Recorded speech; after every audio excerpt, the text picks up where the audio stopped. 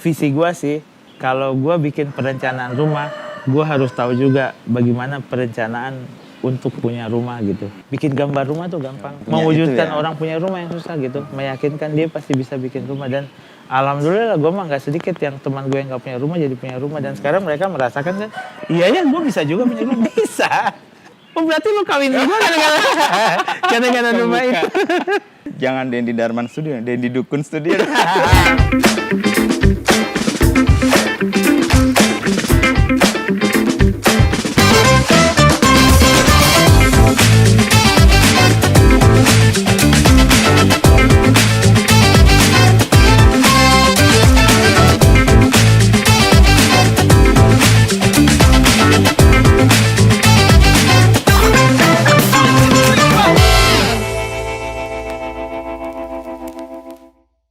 Makanya gue tuh bikin vibe-nya kayak gini karena apa ya?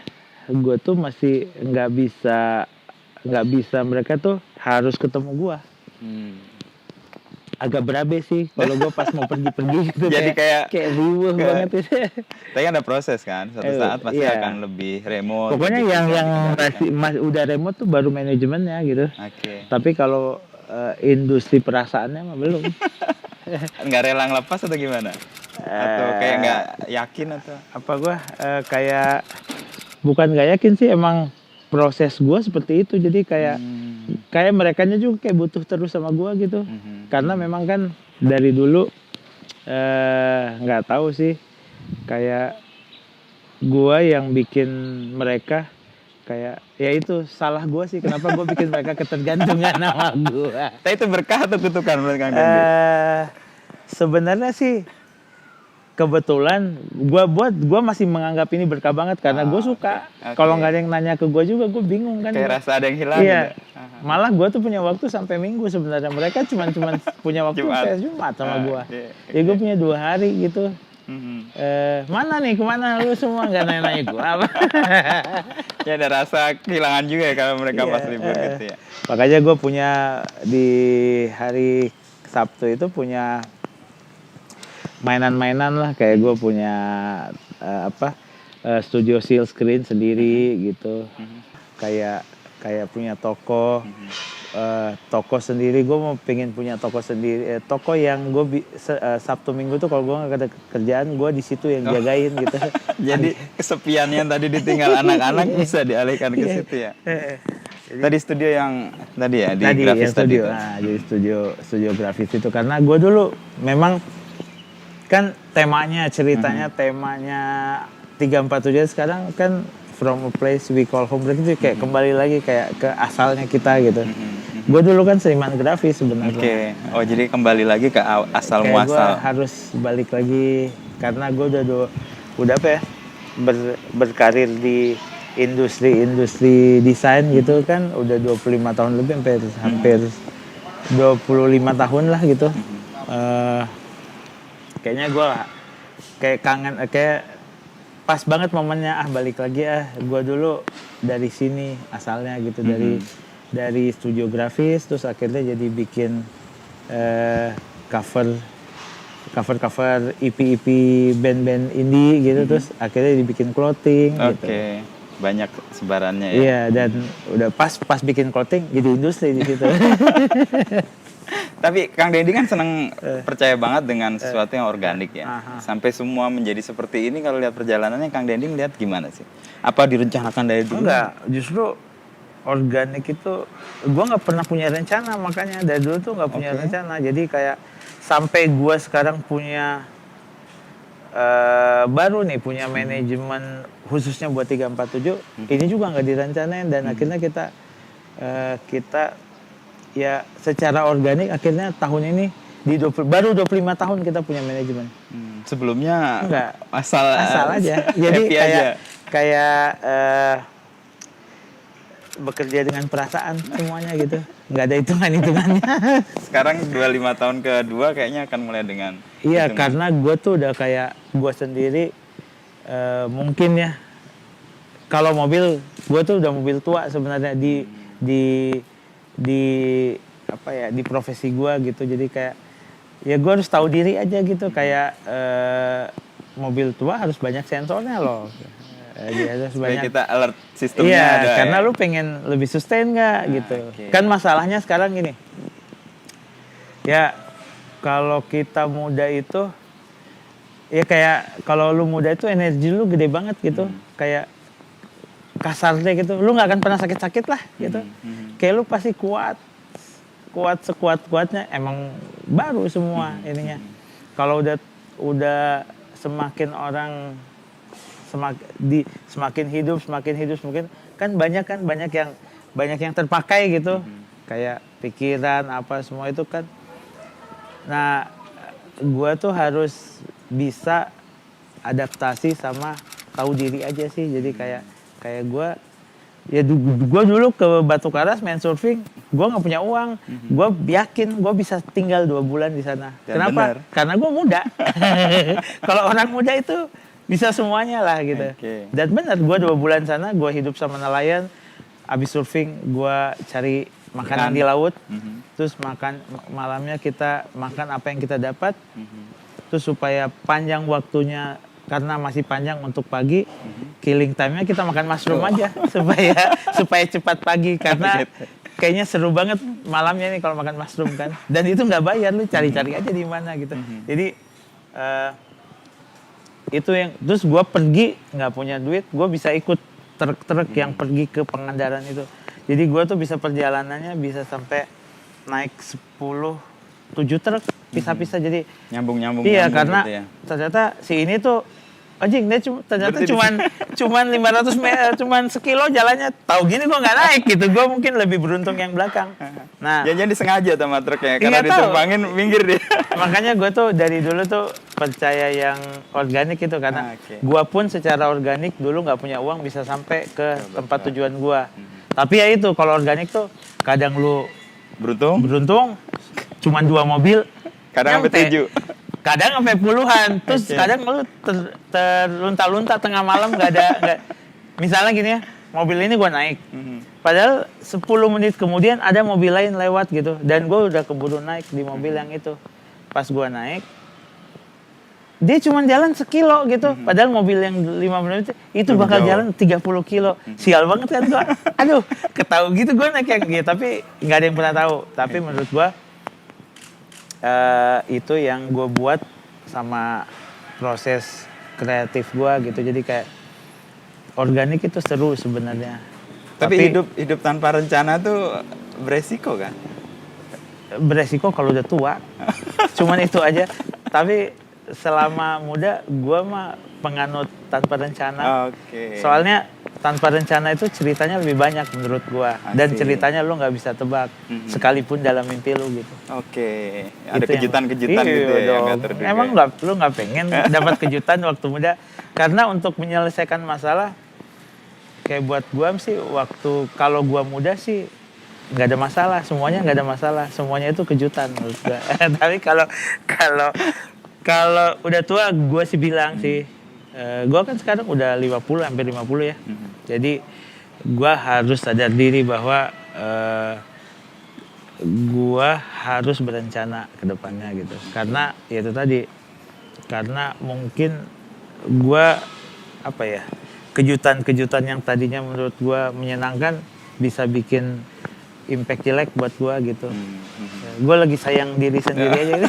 Kayak dulu gua ibaratnya gini, dulu gua main surfing asal-asal kan. Oke. Pantainya nggak pernah ada orang main surfing. Main Ini aja. bisa nih main. Nyoba. Taunya karangnya di bawahnya kayak pohon gitu, No. kayak bisa menjerat leg rope lu gitu sampai lu nggak bisa ini. Gerak. Ya.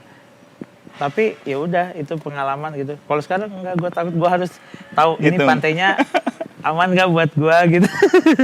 Tapi manajemen tadi sebenarnya bentuk tanggung jawab Kang Dendi juga untuk sustainability industrinya ya.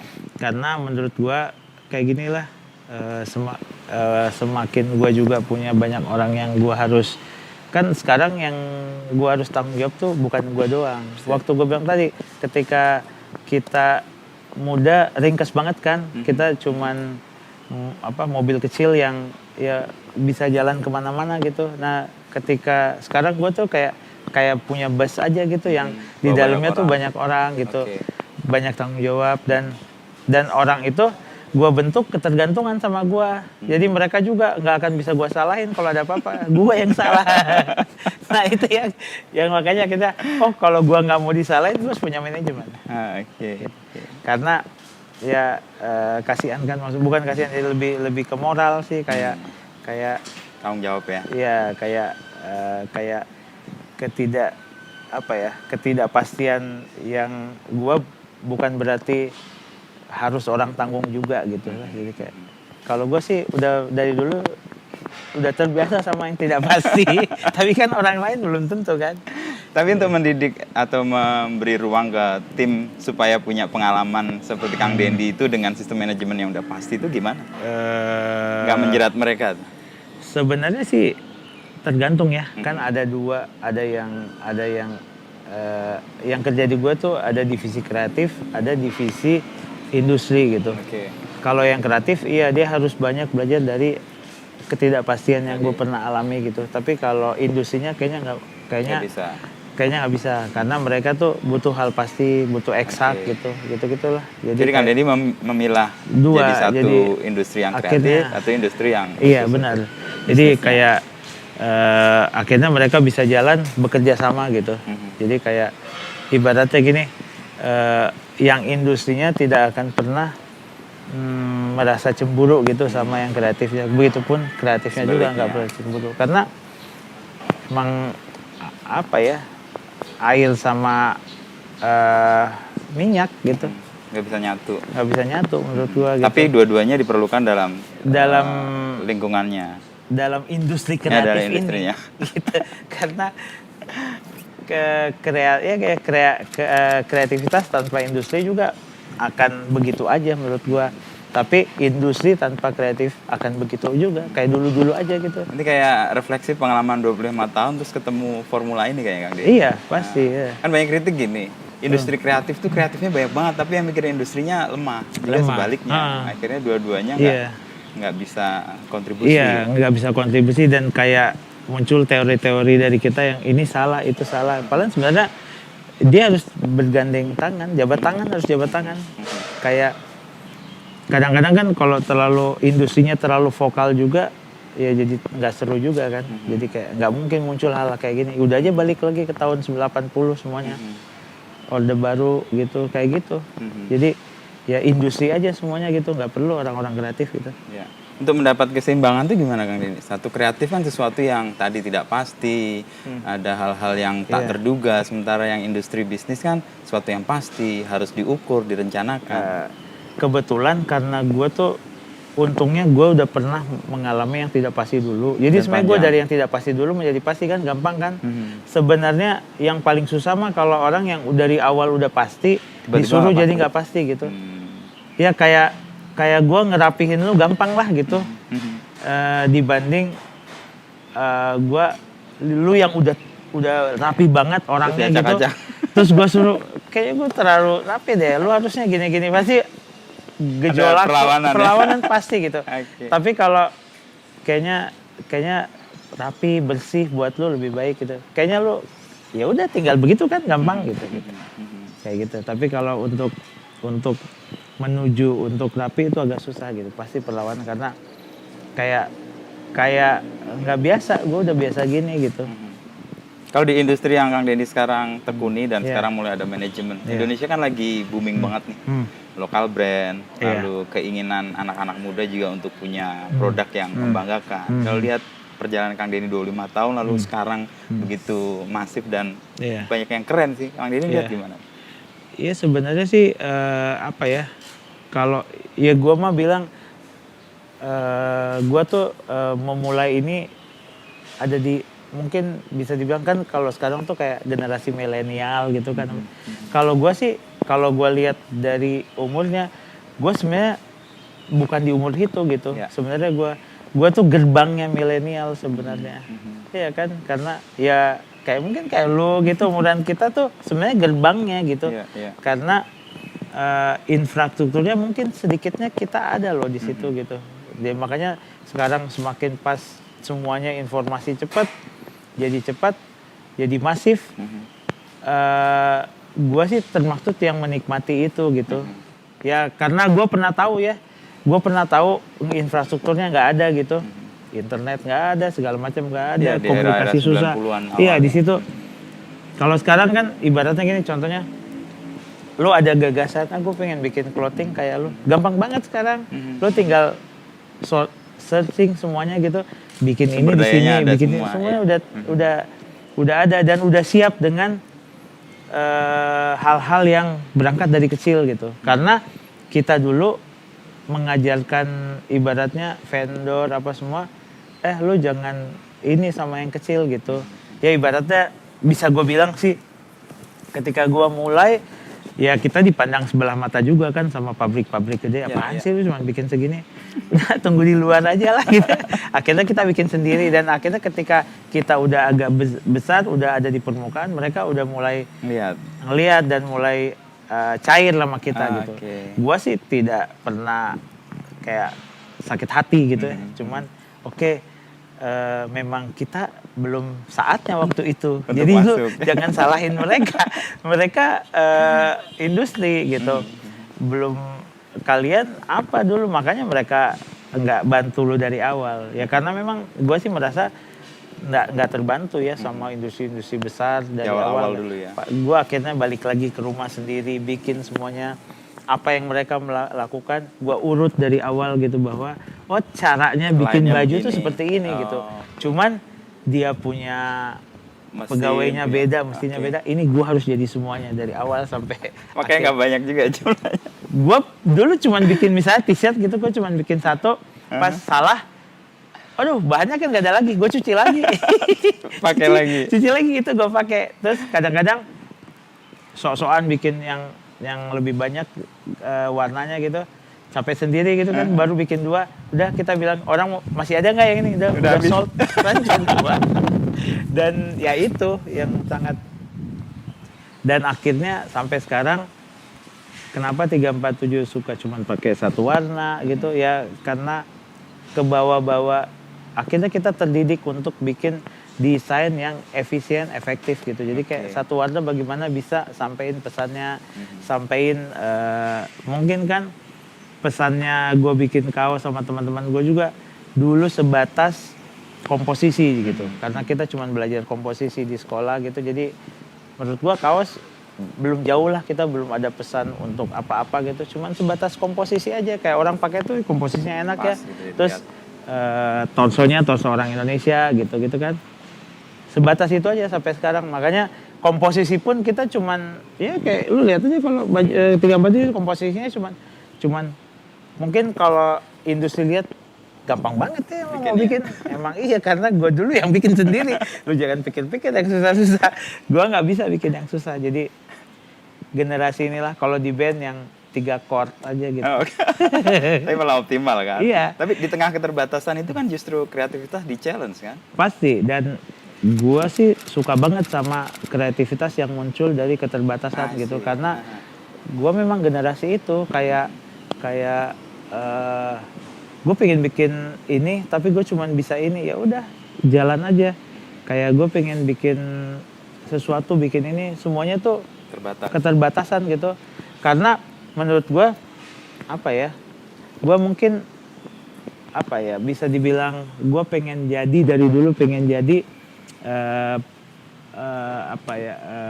representnya kebanyakan orang Indonesia gitu. Jadi kayak bangsa kita kan ya harusnya sadar akan keterbatasan yang ada gitu, kayak jauh lah peradabannya juga kan, kita masih baru gitu. Jadi kayak sebenarnya kalau mau gue pengen jadi represent itu ya gue harus hidup dengan keterbatasan itu dan memanfaatkan dan menjadi kelebihan gitu. Kayak gue dulu sampai bikin, misalnya gue bikin rumah, padahal gue sebenarnya kan desainer, seni rupa grafis kan.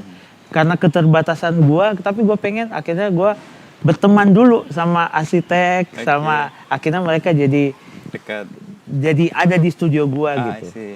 Jadi akhirnya arsitek yang belajar arsitek akhirnya ada di studio gue, dan akhirnya ketika mereka ada ya gue baru bikin lah itu gitu, dengan nego-nego gue ke mereka dengan keterbatasan, kayak ayo kita bikin ini yuk gini. Gue cuma punya gagasan tapi Mari kita turunkan ilmunya ada di bareng-bareng. kalian gitu. Oh, oke. Jadi akhirnya gue bentuklah ini. Sebenarnya kan keterbatasan kan kayak Di Darman Studio. iya, yang mungkin dibikinnya juga ya kayak semua organikanya tiba-tiba ada satu ruangan, tiba-tiba ini kok bukannya lo ini bikin baju, kenapa jadi banyak arsitek sama ini yang kerja sini? Iya nggak tahu, tiba-tiba jadi terbentuk aja dan kita dengan keterbatasan kita bikin karya-karya yang pas buat kita. Jadi kayak gini, dulu tuh kan sebenarnya karena kayak gue tuh bikin kayak karya-karya arsitek itu karena suka sama hal-hal yang berangkat dari kebutuhan gue sebenarnya. Kayak gue pengen orang-orang kayak gue dulu tuh bisa punya rumah, bisa punya bagaimana sih bikin punya rumah gitu, nabung punya rumah. Akhirnya ya gue berangkat dari bikin rumah-rumah kecil, modul-modul yang kecil, dan akhirnya dia contohnya teman-teman gue yang tadinya nggak kepikir punya rumah jadi bisa punya rumah dari karya-karya awal kita gitu. Seperti itulah. Ya artinya Kang Dendi merespon sebenarnya apa yang ada, apa yang datang gitu, lalu kemudian diikutin aja. Iya gitu. Jadi kayak terus ya tidak berencana sih sebenarnya. Gue cuman baru berencana tuh di usia 50-an ini, menjelang ini. Dan nggak di semua ya. Nggak semua, kalau ya. di studio arsitek yang saya nggak berencana, tetap nggak berencana. Tapi yang baru punya rencana itu di 347 gitu. Karena kalau di rangkaian di gerbongnya yang saya buat dari awal gitu, dia itu adalah kakak tertua.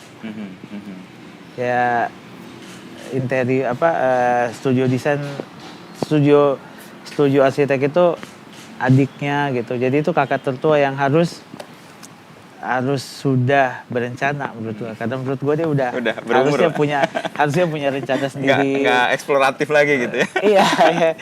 Jadi cukup di kreatifnya aja yang masih ugal-ugal, masih kayak dulu gitu.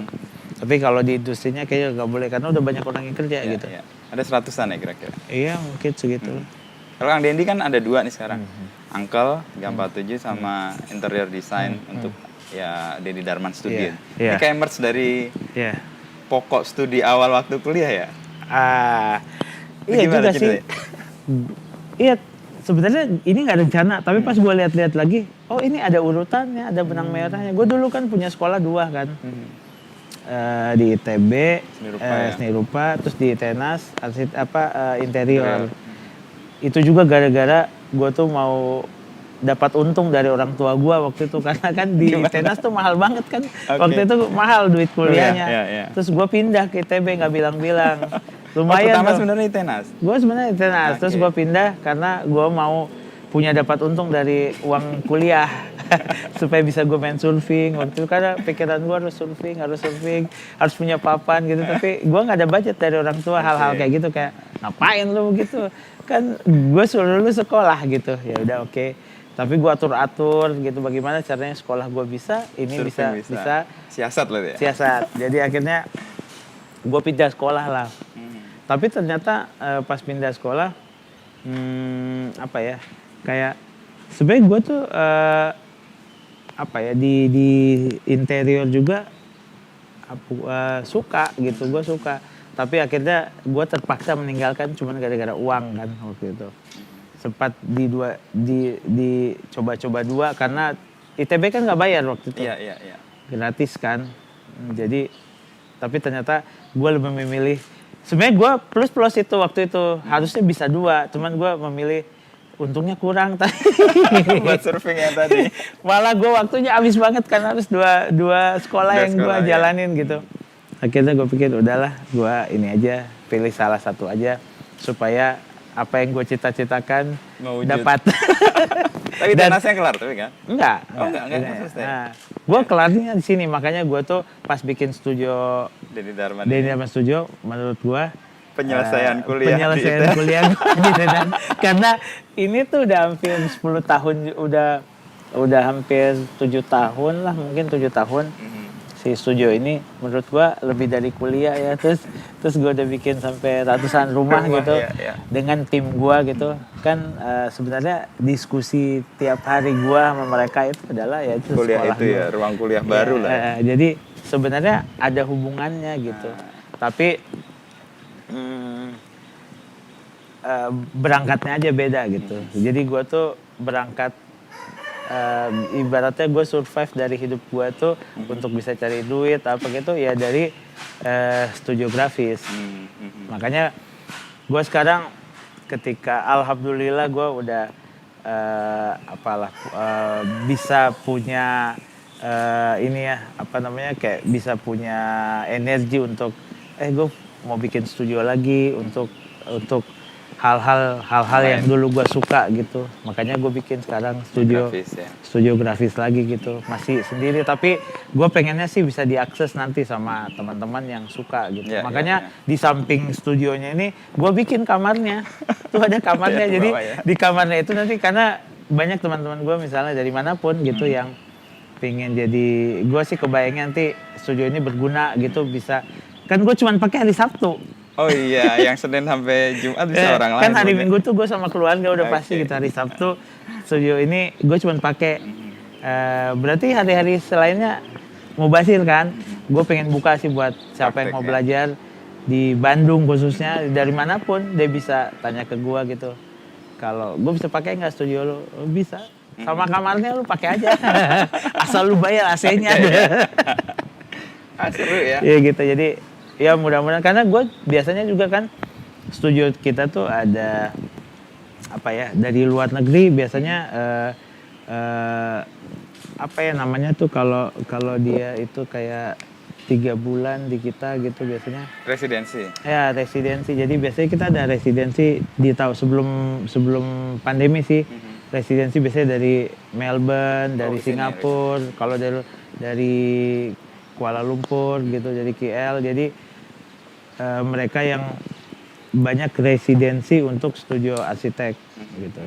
Nah nanti ya rencananya sih residensinya itu bertambah lagi lah. Dia bisa residensi di grafis gitu. Karena kayaknya ya itu tadi karena gue itu suka banget sama proses, jadi hal-hal ini menurut gue bagian dari proses gue. Gue ketemu orang, gue tuh suka ketemu orang, suka ngobrol sama orang gitu. Makanya sampai sekarang pun gue belajar dari teman-teman gue gitu. Jadi kayak ya dari gue ngobrol-ngobrol itu gue belajar gitu. Jadi kadang-kadang gue belajar ilmu dari orang yang residen sama gue gitu.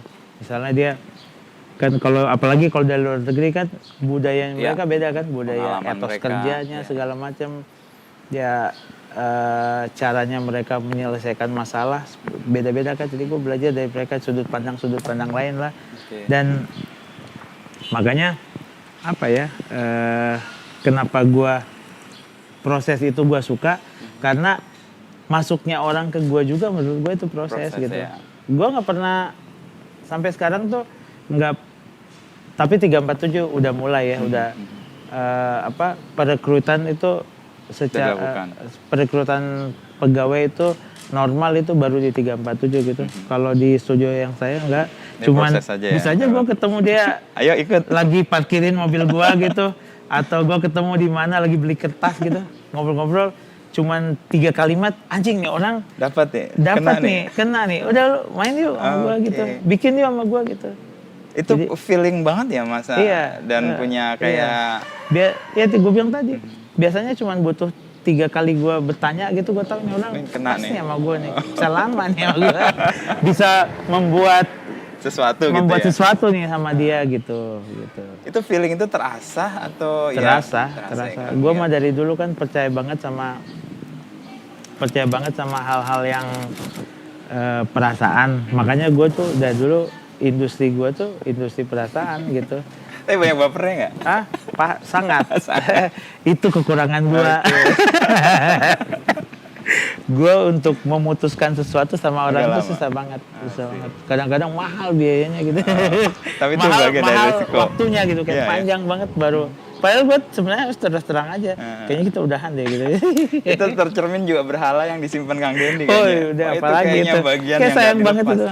Kayak benda-benda yang gue kumpulin dari kuliah, gue kemana-mana, bagus nih gue ambil, gue bawa pulang. Nah itu tuh itu mencirikan bahwa kenapa ya gue harus mengumpulin ini gitu. Makanya tapi gue udah akhirnya proses-proses itu kan ya yang gue bilang tadi itu proses gue semua. Kayak lihat benda aja gue harus dikelilingin benda-benda yang gue suka kalau gue lagi bekerja gitu. Tapi gue udah tahu kok jawabannya, umur panjang gue kalau udah tua gue kan pengennya tinggalnya di tempat yang gue suka, yang bisa main surfing tiap hari. Nah gue nanti pengennya gitu, kayak gue pengen tinggal di Batu Karas gitu, yang gak ada orang gitu. Tapi gue punya benda-benda yang gue bawa dari dulu ini akan gue bawa, gue akan bikin toko. Jadi nanti lu bisa belanja benda-benda yang keren-keren di sana. Karena itu benda-benda lama maupun baru gue akan import yang gue suka apa. Jadi misalnya apa ya? Mungkin gue akan jual mobil Tesla gitu nanti di Batu Karas tapi di landnya. Yang mau beli harus ke sana. Itu hal baru ya. Kesusahan melepaskan pengalaman atau objek yang jadi kenangan itu buat Kang Dendi sebenarnya memberi energi kan? Itu ngerawatnya gimana? Jadi karena menurut gue tuh kalau misalnya lu ke rumah gue aja, misalnya gue tuh kayak kalau gue pengen kembali ke cerita-cerita dulu, gue tinggal ke ruangan itu gitu. Dan biasanya apa ya, adrenalin gue tuh jadi ada gitu. Jadi kayak gue dengan ada di ruangan itu aja gue langsung bikin ini. Nggak tahu kayak ngobrol aja tuh benda-benda, padahal benda mati ya. Mau kiamat kan benda mati pada ngobrol sama gue. Kadang-kadang ini kenapa benda mati kayak ngobrol sama gue gitu. Tapi menurut gue ya itu buat gue sih harus banget gitu, kayak ibaratnya gini. Gue lebih suka melihat buku dibanding menonton film gitu. Kan gue mau orang gitu, gue suka yang mati, benda yang tidak bergerak, gitu ya, tidak bergerak. Makanya gue terinspirasi juga banyak dari film semua apa yang gue nonton. Tapi apa yang gue baca lebih kena ya, nempel gitu daripada yang dilihat dan bergerak. Iya, kalau yang dilihat tuh kadang-kadang tidak menjadi trigger tapi menjadi pelengkap gitu. Makanya gue juga kalau jalan-jalan, kalau ketemu orang, biasanya mereka tuh jadi pelengkap aja gitu. Tapi triggernya dari yang hal-hal yang benda-benda gitu ya, benda mati. Udah gitu, nanti gue diserangnya pagi-pagi tuh. Gue tuh dari dulu, gue pasti terbangun di jam 6, jam setengah 6 gitu. Gak tau, dan gue terbangun pasti sama satu ide. Dari dulu itu gue. Oh iya? Kalau ketemu ide itu gimana Kang Dendi? Mampus aja gue bisa tidur lagi. Dan gue mah selalu berdoa jangan ada jam 4 dong. Karena terlalu lama. Karena terlalu lama gitu. Ya gue pengennya, karena ketika tiap hari gue selalu itu. Jadi terbangun karena ada satu ide yang agak. Pagi tadi idenya apa Kang Dendi? Bangun tadi pagi idenya apa? Tadi pagi gue idenya, Tadi pagi gue itu cuma hal kecil, kayak gue tuh lagi bikin kafenya istri gue cuma terbangun gara-gara kebayang kantornya itunya buat kasirnya. Gue kan pagi-pagi gue kesana, gue telepon tukang kayunya, lu kesini. Kita harus ngomong. Kenapa? Gitu ya? Karena jam 9 nanti gue punya tamu datang yang kantor. Takut ke skip, nanti gue ngegaya. Malah kepikiran. Hal-hal kayak gitu lah. Cuman kebayang bagus juga kalau begini ya. Oke. Nah, tapi bukan bisa jadi hal besar, bisa jadi hal kecil. Pokoknya adalah, tapi kan nyangkut banget kan. Iya. Bangun. Waduh. Tadi pagi sih sempurna sih menurut gue, karena pas jam setengah 6 telat tidur, harusnya sholat dulu kan. Tapi pas banget lah gue makan, terus gue tahu lu mau datang, jadi kayak gue punya waktu tuh dari jam 7 sampai ke jam 8 gitu. Tapi kasihan ini tukang kayu karena keburu-buru. Kenapa harus ke sini? Soalnya kayak nggak beres aja gitu. Nah, kayak menurut gua ya itu. Tapi menurut gua sih berkah sih buat gua. Cuman Kadang-kadang menyiksa juga ya. menyiksa juga. Gue suka takut sih kalau gue lagi liburan. Tapi untungnya lagi gue nggak tahu kenapa. Makanya gue percaya banget sama semua alam gitu kan. Gue tuh suka alam, suka apa sesuatu yang tidak direncanakan karena menurut gue. Untungnya kalau gue pas lagi liburan nggak keluar. Aneh ya. Dia tahu aja gitu kayak alam mencegah idenya masuk. iya kayak kalau itu gue bisa tidur loh sampai jam ya. Sampai jam 8, jam 9 baru gue bangun gitu. Kalau pas jam kerja atau pas hari kerja bisa. Atau gue misalnya, gue kan suka banget tuh kayak pergi surfing gitu ke tempat-tempat yang gue suka. Itu juga nggak ada. Kalau itu tapi biasanya gara-gara gue kecapean kali ya. Gue juga tidur cepat, bodoh-bodoh mikirin itu. Terus gue memang tidak membuka. Kalau lagi pergi liburan, gue sama sekali nggak buka kerjaan. Makanya gue bisa hilang tuh. Orang bisa bete sama gue. Susah banget sih cari. Gue lagi liburan, iya. Gue sama sekali nggak buka handphone loh biasanya liburan. Udah aja masuk dalam gua aja ya? Tuh. Udah dalam gua aja. Kayak gue pokoknya pretend untuk nggak ada sinyal. Okay. Jangan pernah pegang handphone. Lagi nggak ada sinyal. Padahal memang masa sih males. di mana-mana nggak ada sinyal gitu. Tapi gue udahlah karena gue takut itu nanti bukan takut sih tapi tiba-tiba mungkin muncul ya. Tiba-tiba dia muncul pagi-pagi. Soalnya kalau nggak diturutin ganggu terus kan. Ganggu. Terus kalau lagi lu di mana gitu yang jauh gitu di New York di Tokyo gitu. Gue mau gimana mau ngomong sama ini tukang sama tadi. Tukang terus jamnya berbeda lagi. Iya betul. Pas pagi dia tengah malam gitu. Dalam konteks apa ya namanya mindful orang tuh apa menikmati hidup atau carpe diem gitu dia seize the day gitu. Kang Dendi kayaknya gitu deh. Jadi apa yang sedang dijalani ya gue full di situ. Iya. Kalau libur ya libur. Iya benar. Kalau surfing ya surfing. Kalau pacaran. Kalau energi utuh di situ. Iya, gue begitu banget. Tapi kalau bekerja gue bisa banyak gitu. Jadi sehari itu bisa lo kocak lah kadang-kadang. Gue waktu dulu kantor studio gue bersatu gitu, gue tuh bisa pindah kursi, cuman memutar kursi, bahasan gue udah beda gitu. Divisi yang lain. Tapi cuman posisinya cuman geser kursi doang. Gue udah ngomongin yang lain. Pas kesini gue udah ngomongin yang lain gitu. Tapi jauhnya benar-benar jauh gitu. Misalnya di sini ngomongin balok gitu atau hubungannya dengan struktur gitu, gue bisa sini ngomongnya cuman kayak warna merah atau putih yang bagus ya. Atau malah ya yang lebih jauh lagi ngomongin kancing gitu. Kang Deddy kan nyebut laut atau surfing atau ya kegemaran berlibur di air itu kayak senang banget. Itu kenapa? Apa kangen yang nggak terbayarkan dari Makassar ya? Kan iya gue Makassar. Terus tapi nggak ada ombak juga sana. Cuman gue suka banget sama air kan. Dendi manusia ikan pernah tahu nggak?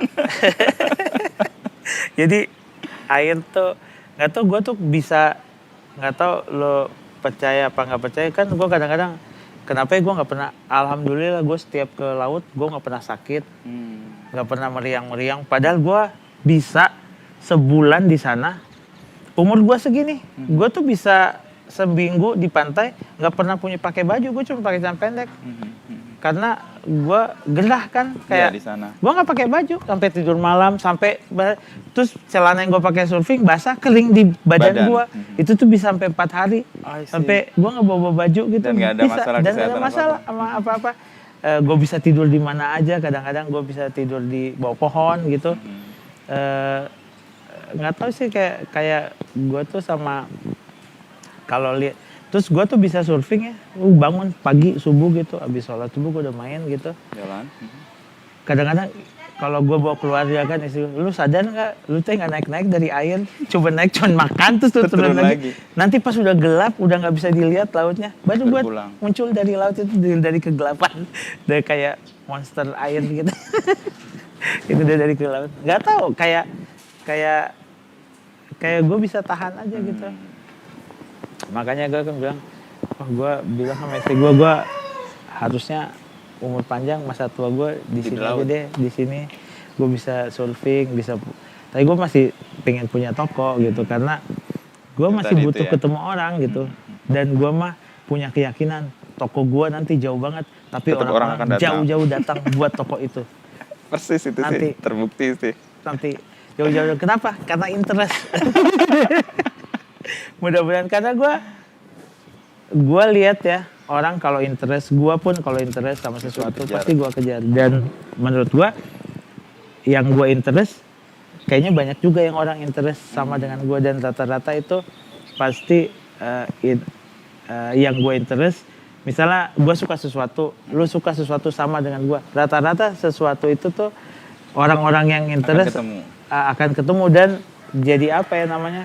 Jadi kalau fanatik tuh apa ya bahasanya ya? Jadi kayak ya pokoknya jadi kayak harus gitu. Jadi kuat gitu.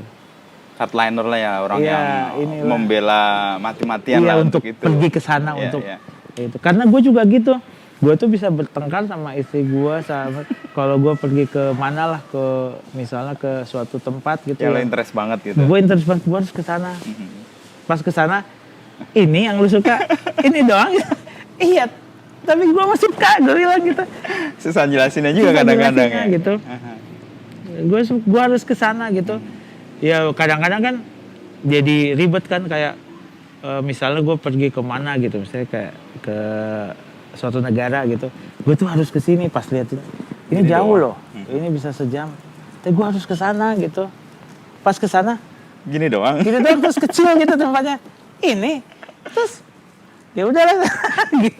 Tapi ternyata terpuaskan kan pasti ada gue sesuatu yang dicari, ditemukan. Dan akhirnya gue bisa jadi gue tidak menemukan sesuatu, tapi gue menemukan sesuatu yang intangible gitu, kayak gue nggak beli sesuatu dari tempat itu, tapi gue bawa sesuatu di hati gue untuk gue bawa pulang. Kayak aduh, akhirnya gue bisa ketemu dia dan bisa lihat langsung karya-karyanya gitu. Itu biasanya lebih bernilai ya dibanding benda atau apa. Iya, karena masuk kayak di gitulah. diri kita ya.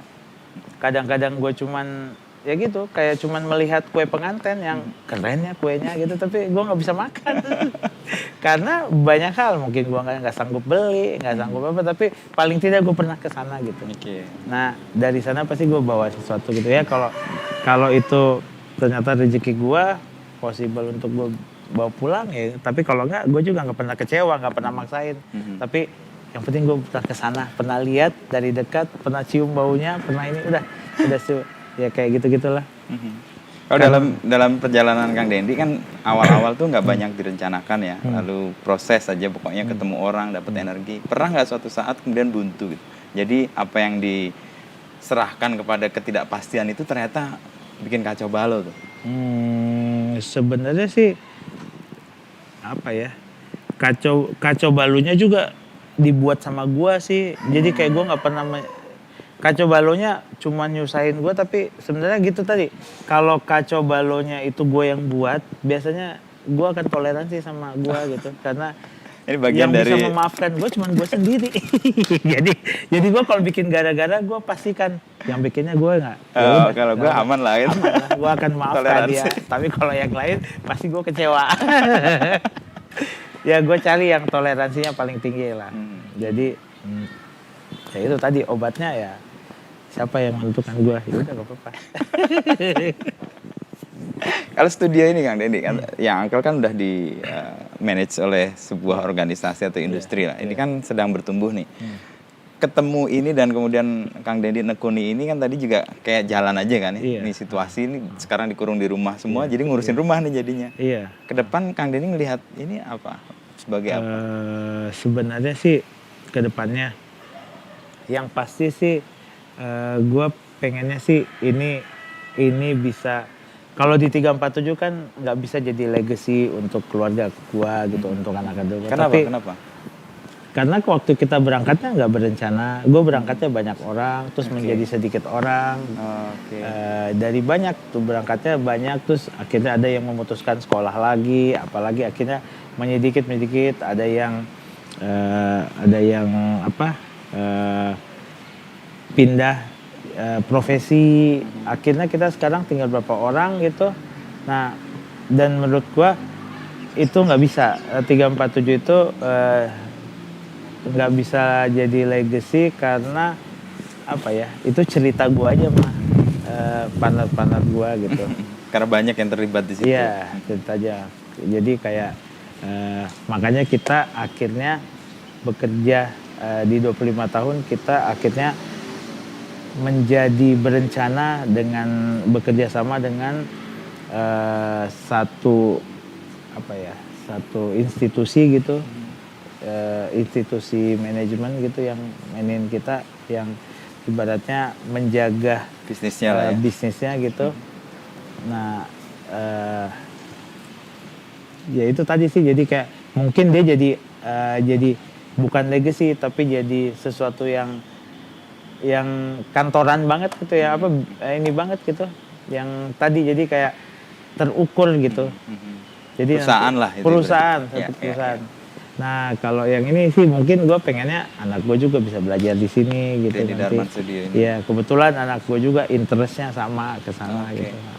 Jadi dia akan mungkin akan jadi medianya untuk belajar lah. Jadi kayak alhamdulillah kan buat dia nggak usah nyari-nyari lagi mejanya, dia tinggal ibaratnya prakteknya di sini. Praktek sini aja.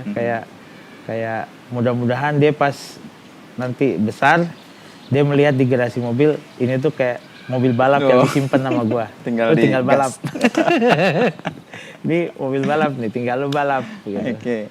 Kan dari yang nggak direncanakan tapi ternyata berjalan udah ratusan rumah yang dibuat atau didesain atau direspon. Itu gimana ceritanya kan gitu? Ya dari awalnya sebenarnya sederhana banget kan. Gua tuh pengen bikin rumah buat teman-teman gua gitu. Jadi kayak gua bikin, terus teman gue yang nggak punya rumah tapi punya penghasilan, gue push dia untuk lu harus punya, lu harus gini-gini, lu bisa punya. Dan akhirnya sekarang mereka udah punya rumah dengan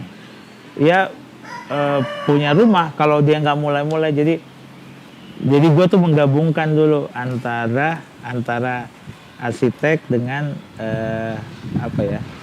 kan kalau arsitek itu bikin rumah udah bikin rumah yang bagus gitu. Kalau gue tuh gue tambahin sedikit lah, kayak bikin rumah dan bagaimana caranya bisa punya rumah gitu. Jadi gua tuh jadi kayak pengembangnya dong. Agak pengembang gitu, tapi indie gitu. Pengembang yang tahu bahwa karena gue pernah jadi itu. Gue situasi yang gue kuliah, gue tidak punya duit dari mana-mana kecuali dari pekerjaan gue gitu. Gue nggak punya warisan, nggak punya. Jadi bagaimana sih gue memulai ini semua? Dan jadi pengalaman gue itu yang gue terapkan ke teman gue gitu, kayak lu mampu, karena menurut mereka kan susah banget sih bikin rumah, mahal banget gini-gini. Enggak, ada caranya gitu. Kalau enggak gitu. Gue nggak punya rumah dari rumah gue pertama cuman dari sebuah motor kuliah gue gitu, yang gue jual ke orang dagu atas gitu. Tapi ya gue harus tahu diri, motor itu, jadi ceritanya gue punya motor dulu baru dibeli, gue beli dari kerjaan gue kan. Motor apa tuh dulu? Motor apa ya? Tahu nggak? Honda Prima gitu. Honda Prima tahu. Baru kan? Tahun 90-an ya. Taunya gue tuh tinggal di Dagu Atas, gue carilah. Bandung kan luas, di Dagu Atas tuh masih sepi banget pasti. Mungkin kayak hutan-hutan lah. Gue kontrak rumah di situ gitu. Gue tinggal di situ, kos lah situ. Taunya ada tetangga gue, karena dia nggak tahu bagaimana caranya beli motor kali ya. Menurut dia, wah motor keren banget ya. Saya mau, gimana caranya? Boleh nggak saya ambil ini? Kamu ambil aja tuh tanah saya. Itu dari situ. Awalnya. Jadi udah nggak ngomongin harga, tapi gue nggak pernah beli rumah itu pakai harga, nggak, pakai proses. Kan jadinya akhirnya abu-abu kan. Berapa gue beli tanah itu? Toh dia cuman pengen motor itu, gue kasih aja. Akhirnya gitu, terus gue nabung dari bisa bikin ini, bisa bikin rumah gue dulu berangkatnya dari ukuran 4x4. 4x4? Iya. rumah gua cuma 4x4. 16 ya. Akhirnya gua jadi bikin berangkat dari situ bagaimana gue bisa hidup di rumah ukuran Seluas begitu. itu ya. Iya. Tapi rumah karena ada tanahnya landed Oh, gitu. oke. Ya gue sih bilang itu rumah karena lain bukan kemah. Iya, iya. Dan akhirnya gue berkembang, akhirnya jadi membesar, rumah tumbuh gitu. Nah dari yang gue itu, oh ternyata gue bisa punya rumah ya. Nah akhirnya ya mungkin gue bikin teori-teori lah ke teman-teman gue kayak, lu berapa sih dapat duit dari kerjaan lu gini? Bisa, Oke. lu bisa. Kenapa? Gue nggak bisa dong ini. Bisa, cari cewek lu kawinin. Cari yang punya penghasilan segini. Sampai detail loh gue ajarin. Kayak konsultasi Iya, membangun rumah gitu ya. Kayak misalnya, gue penghasilan segini. Per bulan gue kosnya segini habis dong. Enggak habis. Kalau lu pikir sendiri habis. Kalau lu nikah, enggak. Terus gimana? Ya cari cewek, penghasilannya harus segini. Jadi kriterianya bukan agama, bukan dari penghasilan. Kan maksud Fair gua, juga.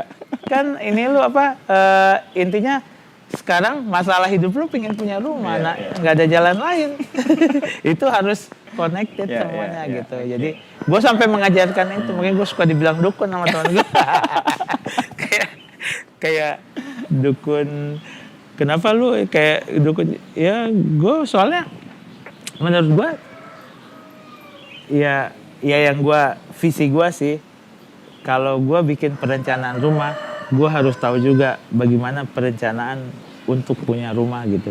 Bukan ya gampang lah menurut gue, gampang bikin gambar rumah tuh gampang. Cuman Bikin mewujudkan orang punya mewujudkan itu ya. orang punya rumah yang susah gitu. Meyakinkan dia pasti bisa bikin rumah. Dan alhamdulillah gue mah nggak sedikit yang teman gue yang nggak punya rumah jadi punya rumah. Dan sekarang mereka merasakan kan, iya ya gue bisa juga punya rumah. Bisa. Terus ada dia istrinya, oh berarti lu kawinin gue gara-gara rumah itu.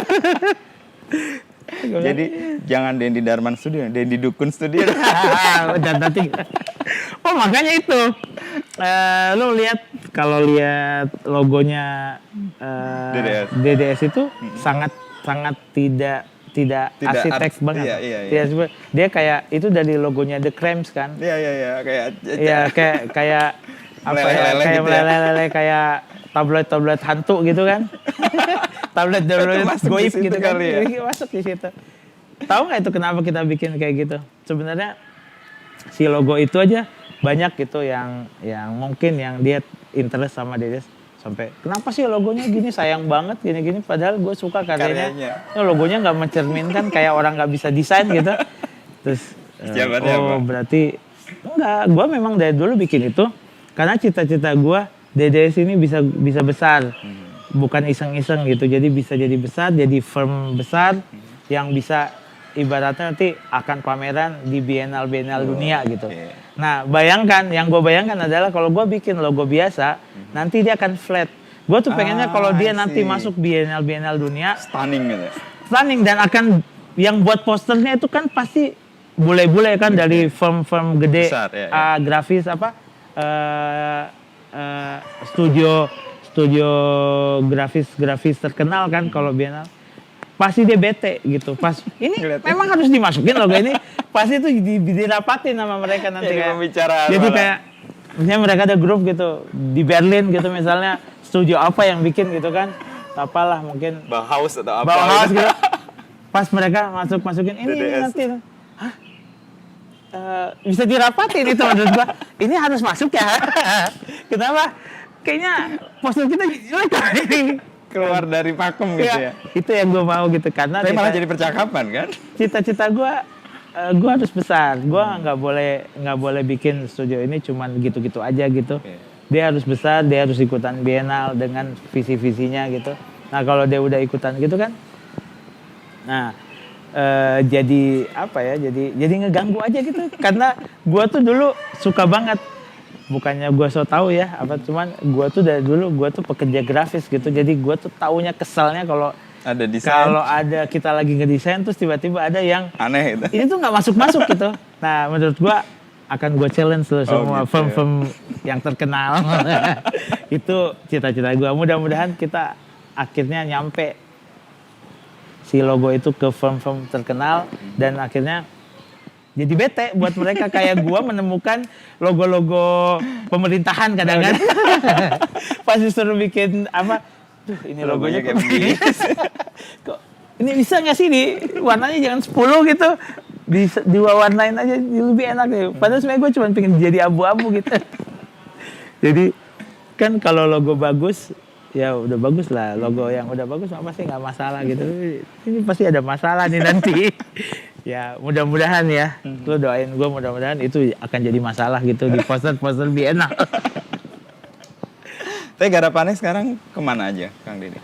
Sekarang sebenarnya kita itu banyaknya rumah sebenarnya, karena gue dari dulu pengen rumah, dan dalam dekat ini tuh kita lagi pengen bikin rumah-rumah yang, karena gue secara manajemen kurang bagus, akhirnya gue tuh akan bekerja sama dengan developer gede yang akan bikin rumah-rumah murah gitu. Kan dari dulu gue pengen banget gitu, makanya kita langsung jabat tangan deh kalau hal-hal kayak gitu. Karena menurut gue kan sesuai banyak dengan developer visinya. tuh kayak bikin, tapi dia tuh kayak ya udah ini aja kayak pattern aja terus gitu, rumah kayak gitu kan sayang kan, bumi kan segitu-segitunya kan. Iya. Kalau dibikin yang asal-asal gitu.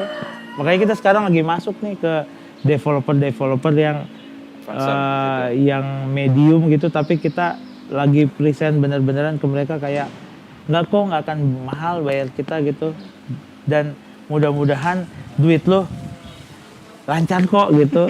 Kan ketakutan mereka nggak laku atau apa gitu dengan konsep-konsep kita yang mungkin menurut mereka agak keluar dari ini, tapi kita lagi berusaha meyakinkan gitu. Terus kayak tahun ini tuh kita ada kerjasama dengan Explore gitu, kayak bikin apa ya namanya, programnya Amin. Amanah Menuju Masjid Senusa. Jadi kayak mereka Explore itu adalah lembaga yang yayasan lah, yang bisa dapat funding dari mana-mana gitu. Nah kita yang ngeidein kayak masjid ini lokasinya di alam, harusnya begini, kayak gini, ini di tengah kota di gang kayak gini. Kita yang gambar nanti semua itu. Itu lagi jalan. Kalau yang hunian banyak juga? Hunian juga banyak, tapi hunian itu ya itu tadi lagi mengejar yang, kalau hunian yang banyak tuh yang kecil gitu, yang hunian yang murah lah, yang apa ya, yang ya cita-cita kita lah dari dulu. Karena selama ini kita kan mengerjakan hunian properti perorangan. Ya gue bisa bilang itu sih menengah ke atas semuanya gitu. Jadi kayak ketika yang mau bikin produksinya, kita lagi merayu developer gede untuk ayo pakai kita, nggak akan mengurangi untung lu kok. Dan nggak akan menyulitkan untuk penjualannya juga kok. Iya, gitu. Cuman ini hal baru yang harus lo ini gitu kan. Memang kadang-kadang kan ya ibaratnya kalau industri kan nggak mau tahu, kayak industri lebih kayak ngapain gue bikin hal baru kalau itu belum pasti gitu. Nah, itu akan ngerusak dengan ketidakpastian itu. Iya, akan ngerusak rencana-rencana gue gitu.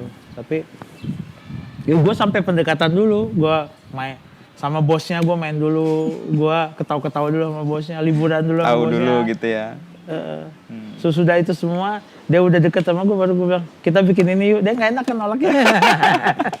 Dijerat gitu ya. Tapi concern Kang Dendi untuk membuat tadi rumah yang murah, rumah yang kecil, itu apa dorongannya?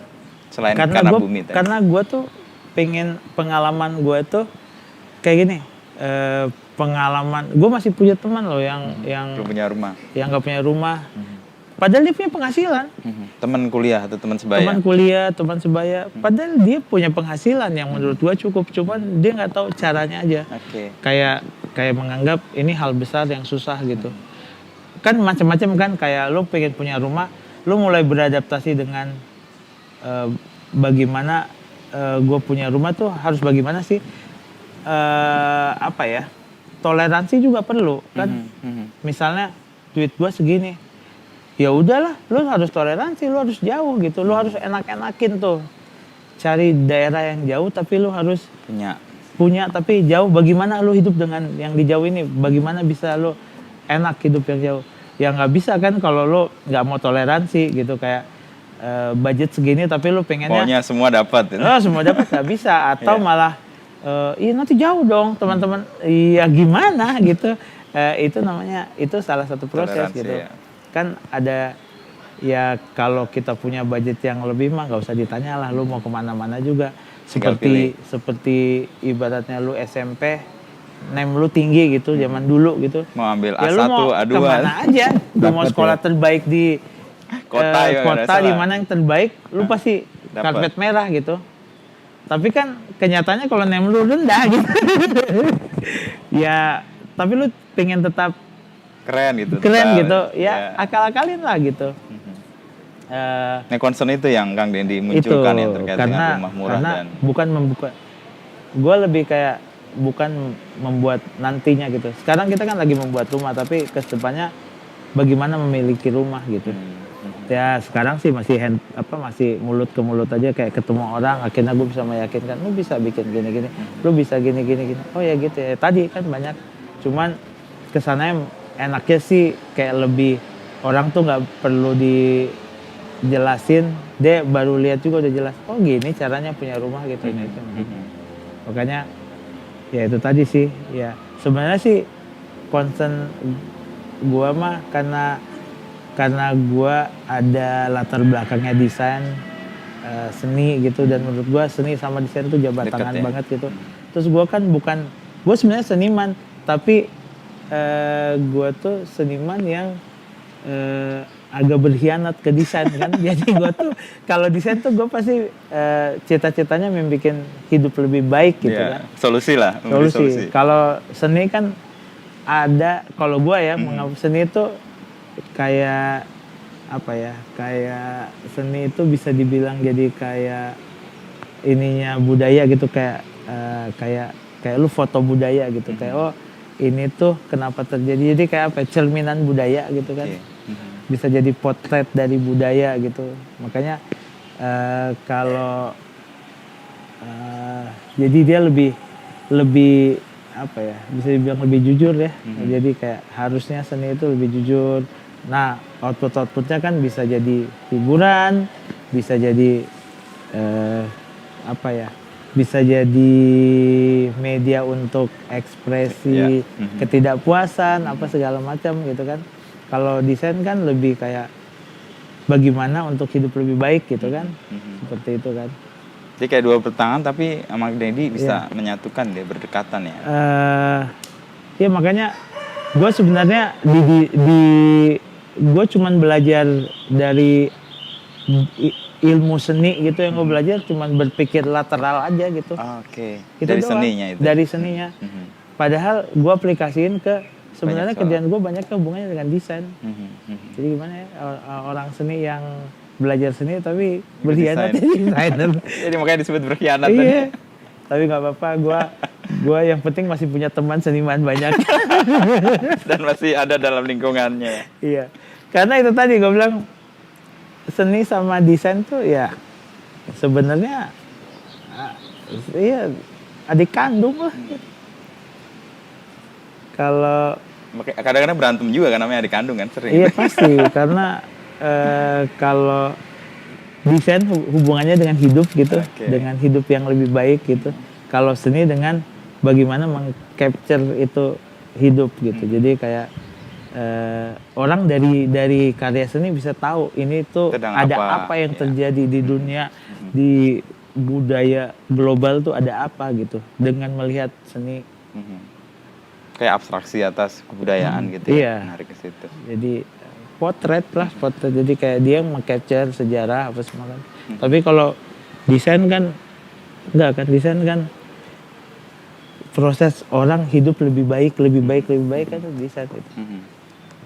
Saya di kalangan seniman sih potongan sih dapat nih Kang Dendi. Asik. Ini kantong selalu dibawa kenapa? Apa sih? Dompet atau apa? Ini yang pasti obat-obat gue sini banyak. Obat apa? Karena udah umur.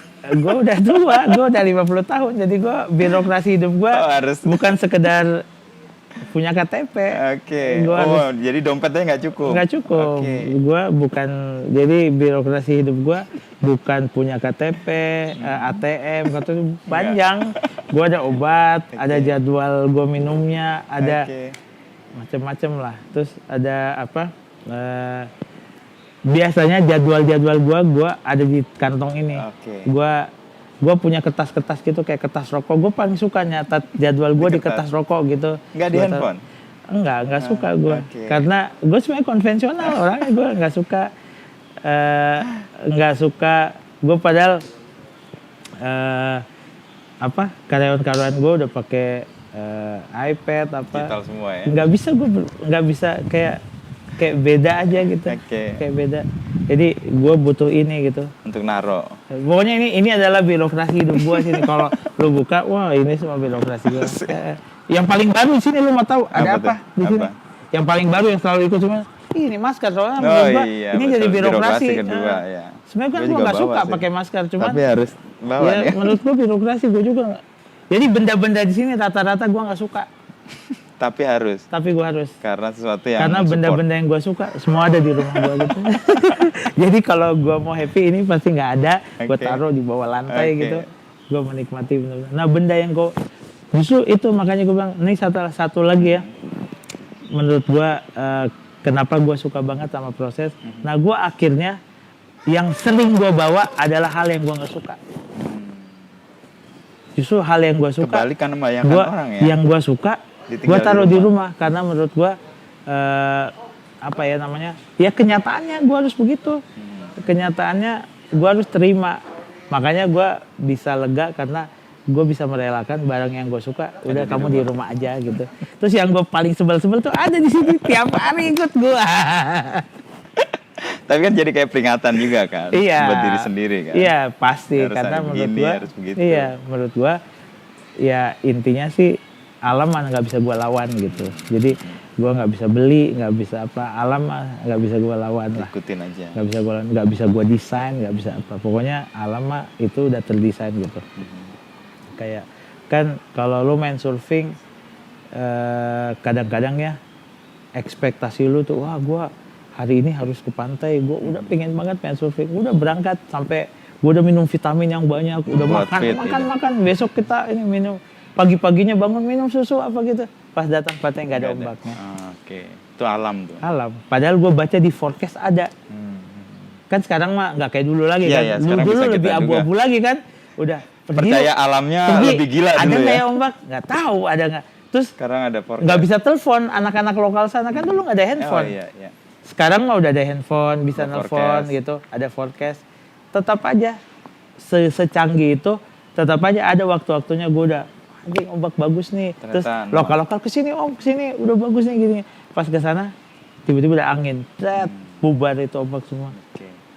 Padahal gue udah minum susu, minum apa, goblok. semua. Pagi-pagi gue merasa orang paling kuat gitu. Ayolah turun udah papan segala macam udah siap-siapin gitu. Pas mau turun angin. Ceret. Membuyarkan semua. Membuyarkan semuanya. Oh ini alam gitu, nggak bisa gitu. Itu memberi bekal buat hidup Kang Denny Iya, juga, bahwa ya itu tadi. segala Akhirnya ya tadi gue bisa tidak bete gitu membawa barang-barang yang gue nggak suka ini gitu. Handphone apa gue nggak tau suka kan handphone ada di sini tuh. Memberatkan leher gue gitu. Dan gue sengaja taruh di sini, ini tas Karena? paling gue suka. Aha. Karena gue ingat Oke. bahwa dia itu adalah beban hidup gue. Wah, filosofinya dalam tuh. Makanya nggak taruh di saku. Enggak lah. Saku ada padahal kan? Saku ada, tapi gue nggak kosong. pernah taruh apa-apa gitu. Cuman ini aja supaya gue tahu karena beban di leher tuh paling kerasa gitu menurut gue. Beban hidup tuh ada Ditaruh di leher. belakang kan. Kalau celana pendek, kan selalu pakai celana pendek. Pilihan atau? Oh, ya inilah satu-satu caranya menikmati bahwa gue tuh orang Indonesia hidup di Tropis. negara tropis gitu. Celana pendek kalau hujan resiko lu basah celana tuh Kecil. sedikit. Pasti basah kaki. Basah Iya, kaki iya. bisa dilap. Celana basah segini ya udahlah. Untuk ngeringinnya gampang. Tapi kalau sebadan-badanan tropis tuh hujan banget terus panas udah pasti ya gitu. Terus kayak gue tuh ya kayak apa ya, kayak waktu gue memilih juga pekerjaan gue, gue harus nggak boleh kerja di kantor karena gara-gara celana pendek. Kayak gue tuh harus pakai celana pendek, harus ini. Kadang-kadang adalah undangan-undangan ke pembicara gitu, jadi apa gitu. Gue suka nanya, Boleh nggak pakai celana pendek? gue harus pakai celana pendek ya, nggak apa-apa ya? Oh nggak apa-apa, santai aja gitu. Cuman kalau biasa kayak undangan-undangan yang Resmi. kementerian atau apa, biasanya harus pakai celana panjang. Ya gue harus adaptasi. Seperti ya mungkin ya gue disuruh bawa benda ini, jadi nggak apa-apa lah. Jadi Intinya sih toleransinya masih diterima. tapi gue mah toleransi kalau orangnya, cuman gue selalu pengen nawar dulu gitu. Oke. Kan gak ada salahnya kan. Iya. Tapi gue sih nggak apa-apa. Gue orangnya karena menurut gue hubungan antara manusia itu jadi prioritas gue juga gitu. Kayak buat apa sih gue hidup kalau hubungan antara manusia gue jelek gitu. Oke. Makanya gue tanya kan, kayak misalnya, gue boleh nggak pakai celana pendek? Ya boleh. Nggak boleh sih, ya udah nggak apa-apa, gue pakai celana panjang. Tapi paling tidak gue nanya gitu. Kali-kali aja boleh ya. Kalau boleh kan enak gitu. Kenapa gitu? Nggak bawa beban lagi. Nggak bawa beban lagi. Cukup ini doang gue bawa gitu. Terus udah gitu, ya udahlah. Kalau yang bawa pengaruh ke Kang Dendi dalam perjalanan ini pasti banyak ya. Sebenarnya apa yang gue lihat, apa yang gue baca itu pastilah gitu. Jadi kayak gue waktu kuliah tuh gue suka baca buku gitu. Tapi semenjak gue bekerja gue nggak pernah baca buku, nggak ada waktu. Akhirnya buku ini tuh kadang-kadang gue rekam sama teman gue. Direkam bukunya. Dibayar. Jadi kita suka patungan sama teman sahabat-sahabat gue untuk bayar teman kita yang kerja di radio gitu. Untuk bacain buku itu yang tebal-tebal. Kita jadi audiobook, tapi audiobooknya custom kan ya, banyak kan audiobook sekarang, tapi ada buku-buku lama kan yang nggak mungkin ada gitu. Iya. Kayak misalnya buku PMP gitu, kan nggak ada audiobooknya. Gua mau bikin, pengen tahu sejarah G30 SPKI gitu.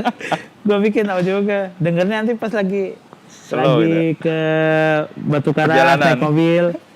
Gua nggak suka. Gue tuh saking sukanya musik juga, gue nggak suka musik kalau di mobil di mana sekarang. Nggak tahu semenjak tua ini gue suka koleksi musik. Gue dulu dengerin musik banget, gue musik banget gitu. Pengaruh hidup gue tuh dari musik, dari apa, sampai gue sekarang kalau mau mendengarkan musik udah jarang, karena musik tuh menurut gue udah buat saking sukanya gue, jadi musik tuh jadi gue untuk dikoleksi gitu, bukan buat didengar. Karena gue udah tahu gitu, udah suka lah gitu. Akhirnya gue dengerin sekarang, makanya gue suka banget ketika podcast jadi ada, wah ini nih masa depan. Ya. Jadi apa ya? Kalau podcast kan gue nggak bisa flashback gitu. Kalau musik tuh gue orangnya kan lalu banget. Masa lalu banget. Terus gue tuh dengar musik gue bisa ingat ini gitu, ke bawah terus kayak jadi sensi, jadi apa? Kadang-kadang gue tuh takut loh putar musik gara-gara ingat party gue yang acing dulu gue party tiap hari keren banget ya, terus gue ini jadi kayak gue setiap gue putar musik gue kehilangan ribuan momen-momen yang dulu yang menurut gue ya, karena gue nggak mau lah ingat-ingat momen gue yang keren. Gue mengklaim masa muda gue enak banget, keren, karena di situ gue melewati masa muda gue bareng sama masa produktif gue gitu. Bebas, uang adalah gitu. Uang adalah. Ya, ada gitu. Karya gitu. Ada karya, party terus gitu. Itu gue ada soundtracknya semua itu. Ada musiknya. Dan kalau itu diputar lagi bahaya. Gitu. Gue jadi kayak membanding-bandingkan dengan keadaan gue sekarang yang physically, sebenarnya physically. Ini hubungin fisik, karena lu nggak bisa bohong, fisik mah penurunan. Ada ini gue sekarang. Kantong aja berisi beban yang mengingatkan ya. Ada obat-obat, ada apa gitu. Jadi kayak gue bilang tadi kan,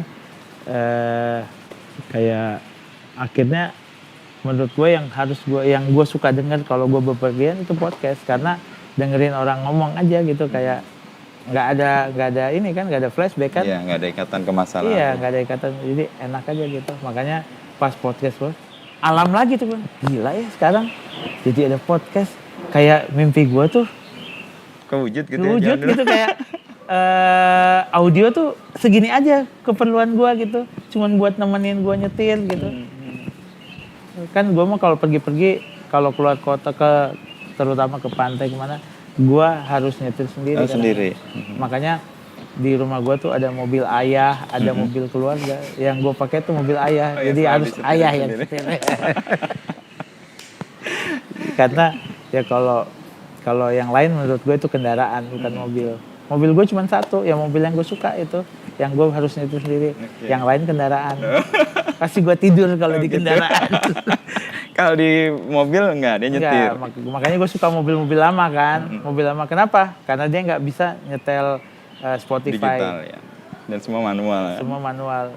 Gue mungkin tidak dengerin akhirnya gue cuma dengerin berita-berita gitu di mobil. Sambil jalan di perjalanan gitu ya radio. Iya. Saya ngalamin juga waktu itu jalan ke Trenggalek nyetir sendiri. Enak kan pakai berita? Iya, dengerin radio lokal ngomong Ustadz yang lagi cerita tentang situasi tapi dalam bahasa lokal gitu.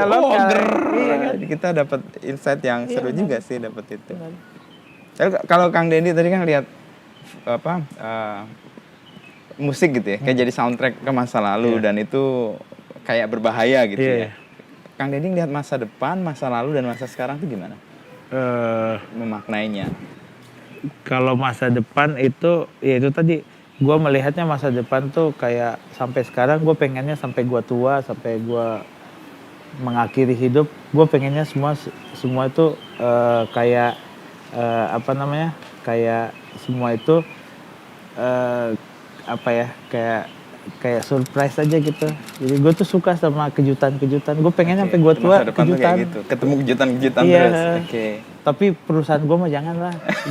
jangan nemuin kejutan karena banyak orang.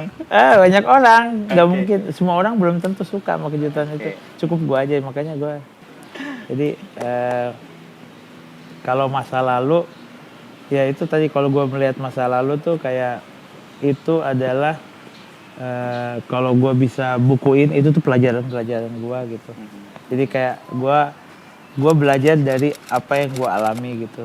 Karena menurut gue apa yang gue alami itulah yang paling menurut gue belajar banget dari itu. Gue belajar dari proses lah. Gue tuh orang proses banget kan, kayak proses itu adalah sekolah gue gitu. Ya masa lalu itu berarti itu sekolah gue semua gitu. Dan masa depan itu kejutan-kejutan. Jadi gue nggak tahu hadiah apa lagi ya buat gue gitu. Jadi gue tuh ya kayak hadiah itu nggak mau tahu gitu, karena menurut gue hadiah mah nggak enak kan kalau kado lu udah buka tahu, gitu. Iya. Kayak ya, harus kejutan kayak gitu. GR duluan gitu. Udah, dapat ini. Ternyata enggak. Nah gue tuh pengennya masa depan. Gue mau simpan masa depan untuk jadi kejutan aja gitu. Dan proses kesananya kayaknya sudah dilalui di masa lalunya itu ya? Di masa lalunya, iya. Ya tapi kan gue bilang tadi, kejutan itu kan bakal jadi pelajaran gue terus. Jadi ya mudah-mudahan gue pengennya kan sampai gue tuh nggak mau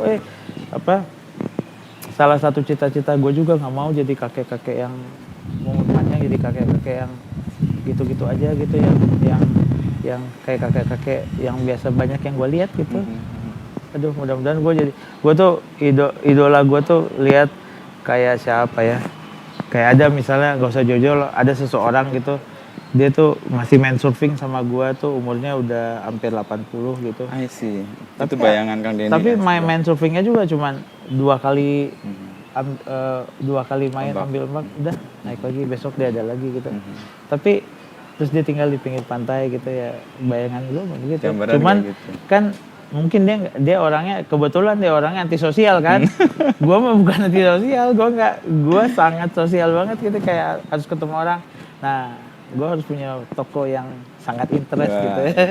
Jadi bisa jadi teman-temannya anak gue, bahkan kalau gue lebih panjang lagi, anak gue punya anak lagi, cucu gue tuh teman-temannya mau ke toko gue gitu karena anjing barang-barangnya tuh mereka interest gitu. Ya. Jadi tiap tahap kayaknya Kang Dendi punya perubahan concern ya, dan itu berdasarkan perjalanan hidup juga ya, bukan di desain ya. Kayak awal kan clothing itu fashion kan sesuatu yang anak muda banget. Terus sekarang berkeluarga hunian. Iya. Tadi bayangin masa tua kan jadi kakek-kakek punya Jadi interest yang barang kakek-kakek. masa lalu. Iya, Gitu ya. barang masa lalu dan masa akan datang juga. Karena gue pengen jadi kakek-kakek yang update. Ya kayak gitu, lo bisa beli Tesla di Tesla di Dendi sana. Darman Studio di Batu Bisa- Karas gitu. Iya, tapi bisa juga beli Vinil atau vinyl atau stereo setnya Brown gitu. Nah, oke. Terus kayak gitu-gitulah, kayak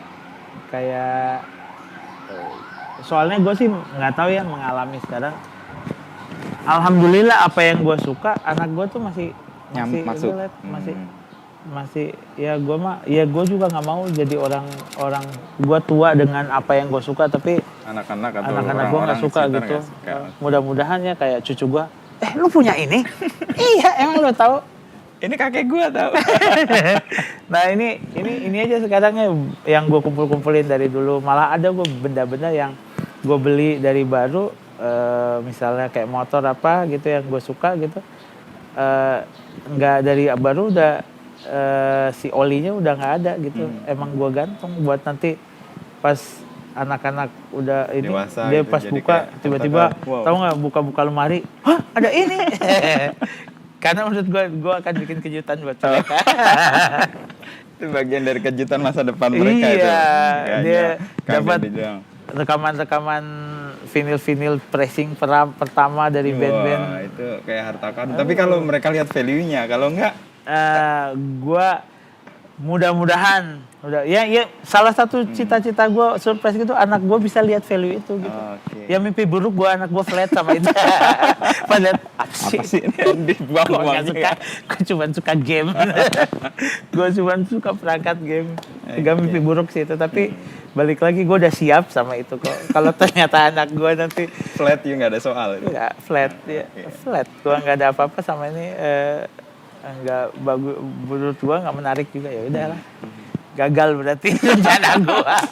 Tapi kan kejutan juga itu kan. Kejutan, gagal. Ya, Berarti gue kejutan. gagal rencananya gitu. Ya, gitu.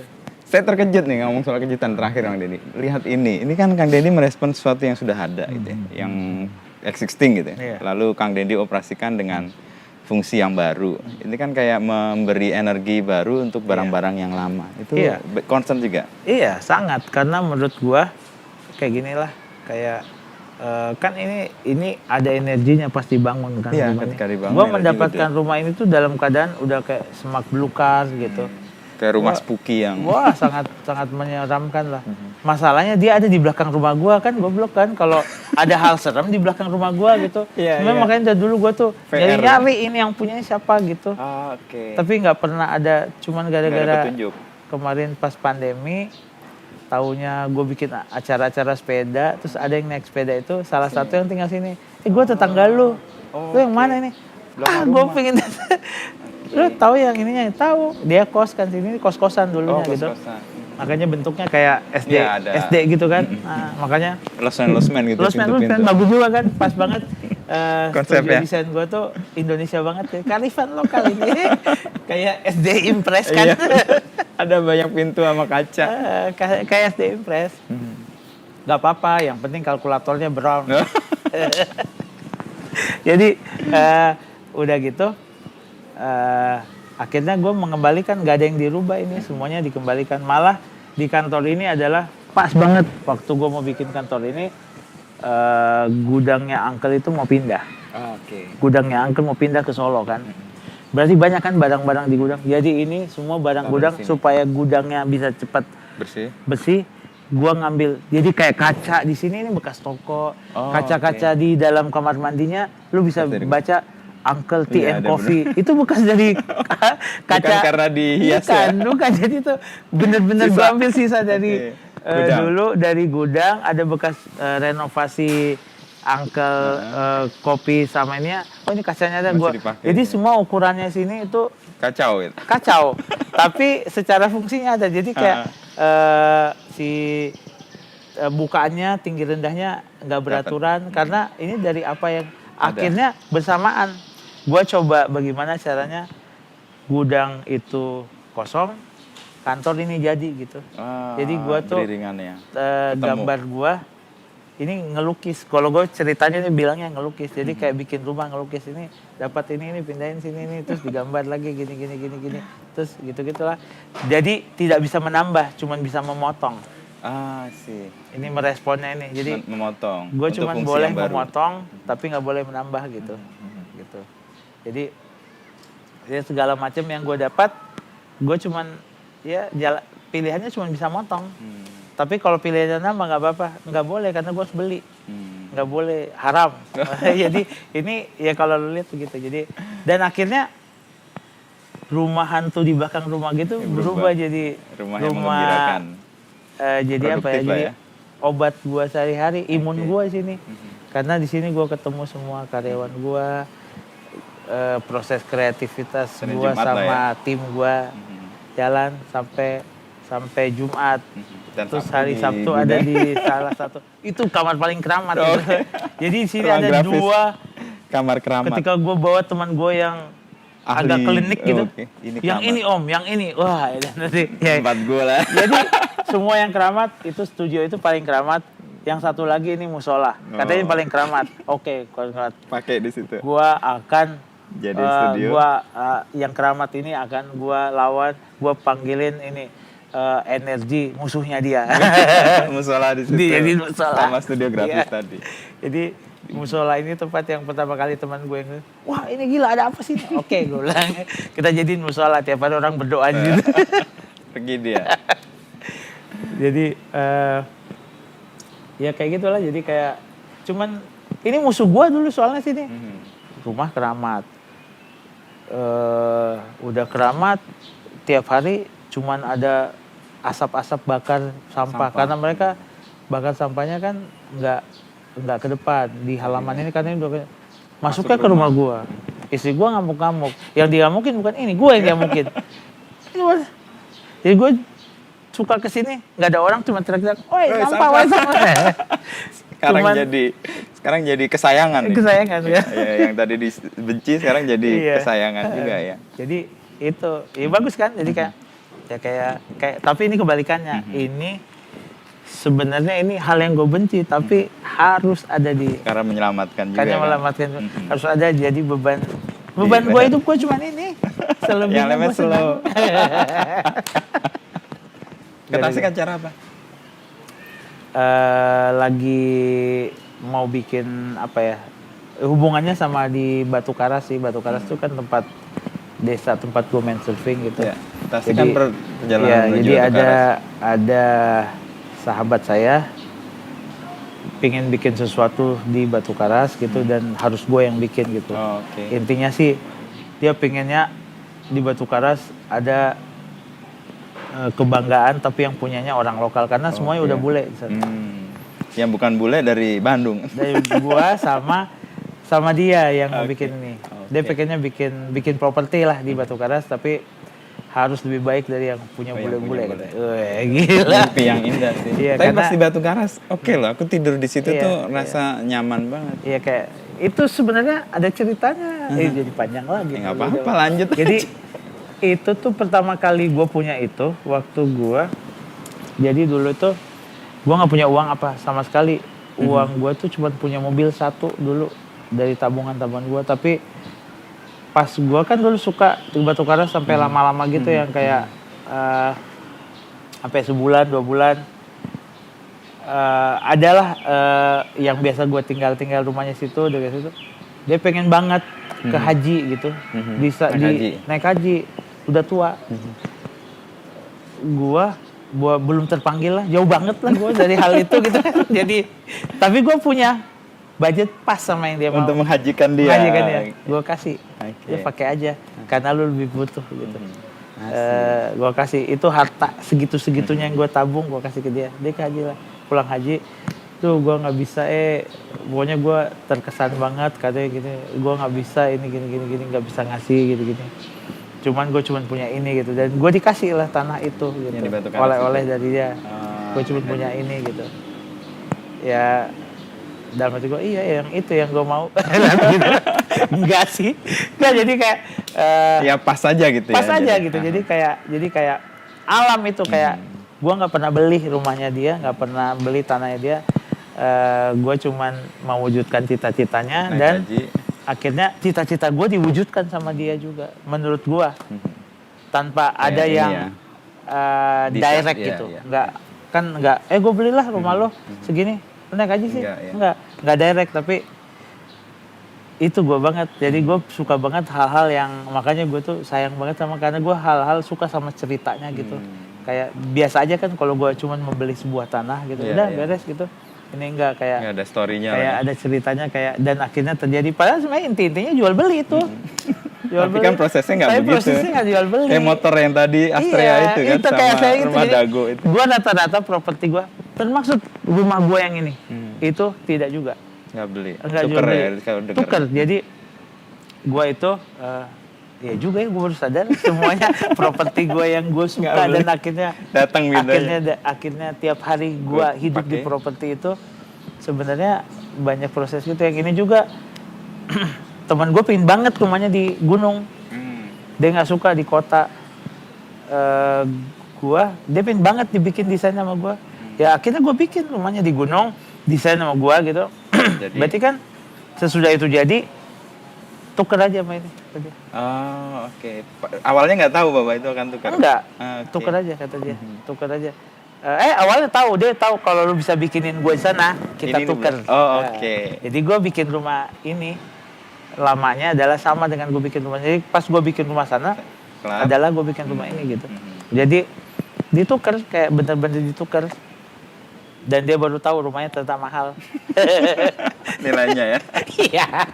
Ini Dia waktu itu kota lah. cuma punya cita-cita, gue pengen Tinggal di gunung. gunung. Mimpinya dia gunung. Oke, kata gue, bikin lah di gunung jauh gitu. Rumah gede lah jadi yang dia suka gitu. Terus sekarang dia hampir tiap minggu tuh dia kesini. Kadang-kadang sama anaknya kesini gitu. Oh, nengok. Duduk-duduk aja gitu menikmati. Menurut dia, untungan gue ini ada di lu, gue masih bisa menikmati. Tapi gue bilang, lebih untung lagi gue, lu jualnya segini. Tahu nggak ini di tahun berapa? Tapi kan dia udah mendapatkan mimpinya. Iya, kan? dan gila itu pas itu semua belum terjadi, waktu gue renov ini, ada yang nawar, itu gilanya. Di tengah Ada yang jalan nawar tuh. berkali-kali lipat. Gue tadi berdua mikir kan, apakah gue bilang ke dia, kan dia kebetulan baru nikah kan, gue sama istri gue, apakah kita tetap jual nih? Soalnya kan gue juga Nilainya tinggi awalnya banget. rumah kan nggak terlalu suka gue karena spooky juga Iya, kan, iya, rumah lama. Apakah kita jual terus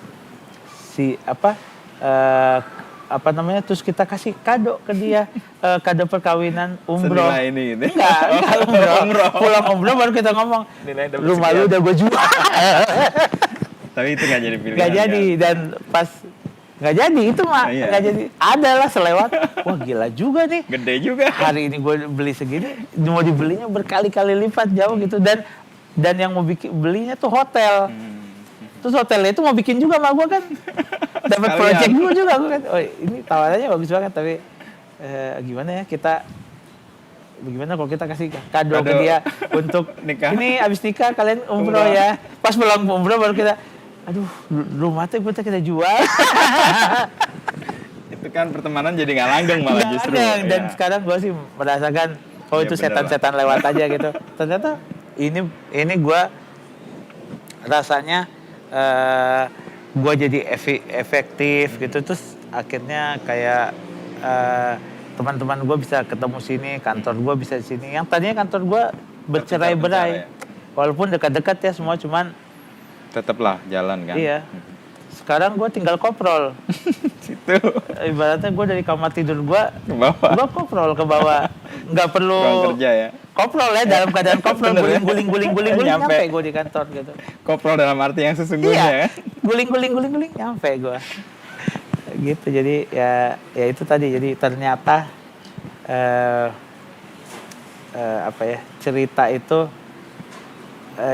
cerita itu semua proses itu menurut gue itu, gue banyak mengalami itu karena memang gue juga mau. Jadi kenapa gue banyak terjadi hal-hal gitu dalam hidup, karena ya gue juga salah, gue pengen juga gitu. Jadi Punya andil juga lah ya. banyak ya guanya. Jadi apa ya, goib lah, agak goib menurut gua. Tapi yang spooky ini juga modelnya kayak gitu? Enggak? Yang mana? Rumah ini? Ini, Heeh.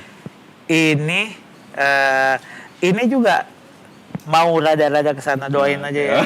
Oh, rada. Ternyata yang punyanya itu pas ngobrol yang tadinya gue pikir ini siapa ya, dan akhirnya kita jadi dekat, jadi kayak bisa jadi keluarga lah gitu, bisa ngobrol gitu, dan ternyata memang secara fungsi juga dia juga tidak terlalu, ibaratnya tidak terlalu memerlukan properti ini gitu, dan akhirnya ya bisa difungsikan kayak gini. Ada studionya, sekarang ada studio fotonya, ada apanya. Lengkap lah tadi kita udah Ya, keliling ya.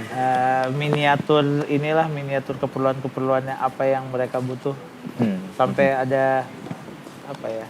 Ada tokonya di depan nanti. Karena itu menurut gua harus ada, karena gua juga pengen, kalau kangen aja, kadang-kadang kan pengen jaga toko gitu. Karena itu sih hal yang gua pernah. Apa kerinduan itu kenapa muncul jaga toko? Gue dulu gara-gara jaga toko banyak banget teman loh. Maksudnya kayak gue berteman, punya teman dulu senusantara, ya? sampai gue punya teman di Singapura, di mana gara-gara gue jaga toko. Dan desainer awal gue itu sebenarnya gara-gara gue ketemu di toko. Mereka beli, anak-anak dari Jakarta, dari manapun beli, akhirnya ngobrol, nyambung, dia bantuin gue ngedesain. Gitu. Oh, itu yang akan mungkin mengulang lagi ya, energi kreatif, pasti, pertemanan. iya, karena ide itu pasti datangnya dari karena lu bergerak, karena lu bergaul gitu. Karena makanya bertemu orang. Iya, makanya di agama juga ada silaturahmi. Gua mah bener ya, silaturahmi banget gitu.